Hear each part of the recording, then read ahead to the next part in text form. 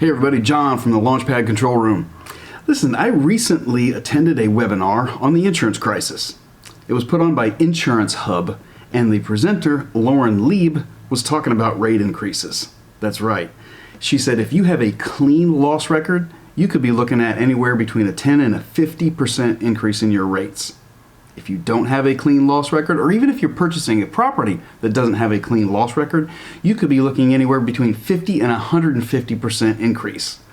So what do? It's time to look into upgrading your major systems, your roofing, mechanical, electrical, plumbing. Since we are a multi-state organization, we can hook you up. Check out repairnation.com. If you don't already have a contractor, we can help you out there.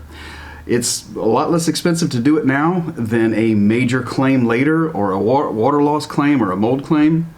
We appreciate you watching, and thanks for your likes and subscribes.